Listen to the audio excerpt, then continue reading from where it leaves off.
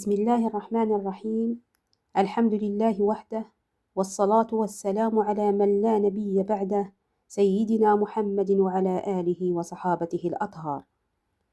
Chers auditeurs, nous nous retrouvons une fois de plus en ce mois sacré pour parler de la conduite du prophète, paix et bénédiction sur lui, durant celui-ci, afin de suivre son exemple et de nous conformer à ce qui était sa voie.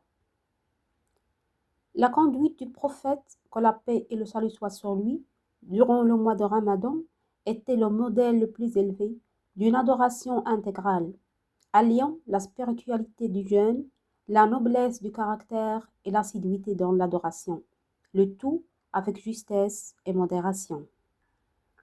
Parmi les manifestations de sa conduite, que la paix et le salut soient sur lui, la préparation et l'intention. Il annonçait paix et bénédiction sur lui, à ses compagnons, l'arrivée du mois de Ramadan et les incitait à l'accueillir avec joie et une intention sincère. Il disait, sallallahu alayhi wa sallam, إذا جاء رمضان فتحت أبواب الجنة وغلقت أبواب النار وصفدت الشياطين. Quand vient Ramadan, les portes du paradis sont ouvertes, les portes de l'enfer sont fermées et les démons sont enchaînés. L'assiduité dans l'adoration. Son assiduité, paix et bénédiction sur lui, pendant Ramadan, dépassait celle des autres mois. Cela se manifestait notamment par la prière nocturne. Il incitait et encourageait à accomplir les prières nocturnes de Ramadan, Tarawih, sans les rendre obligatoires, de peur qu'elles ne soient prescrites à sa umma islamique. Il a dit, sallallahu alayhi wa sallam, Man qama Ramadana imanan wa ihtisaba. Quiconque accomplit les prières nocturnes de Ramadan avec foi et en espérant la récompense, ses péchés passés lui seront pardonnés. Le Coran. Il étudiait le Coran avec Jibril, paix sur lui, chaque nuit de Ramadan.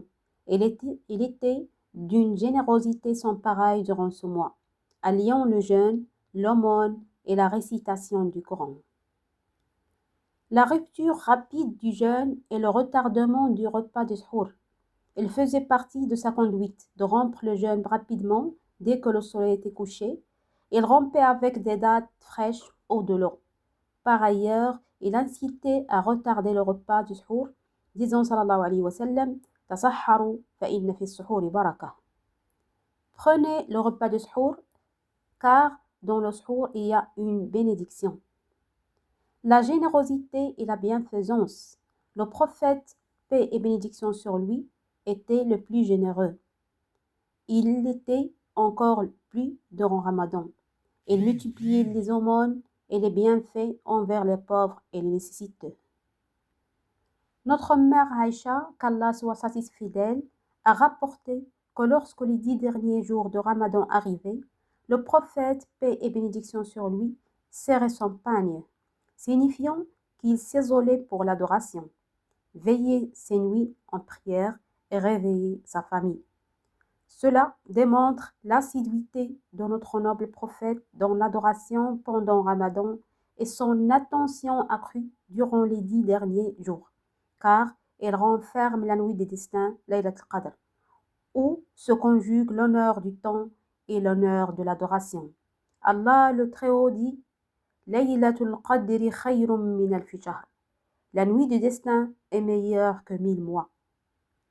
La conduite de notre prophète, paix et bénédiction sur lui, durant Ramadan, était un modèle unique d'équilibre entre la purification de l'âme par l'adoration, la joie donnée aux autres par le don et la générosité, et la bienveillance envers soi-même dans l'accomplissement des actes d'obéissance.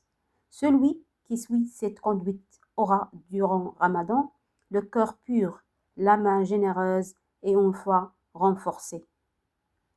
Ô Allah, prie sur notre maître Mohammed, sur sa famille et ses nobles compagnons. Fais de ce mois de Ramadan un mois de miséricorde et de pardon pour notre Ummah islamique, ainsi pour notre cher pays le Maroc. Préserve, ô Allah, notre maître Amir al-Mu'minin Mohammed VI, comme tu as préservé ton rappel plein de sagesse. Réjouis ses yeux par son prince héritier Moulay el-Hassan et son frère Moulay Rachid et préserve tous les membres de l'auguste famille alawite. Wassalamu alaikum wa rahmatullahi ta'ala wa barakatuh.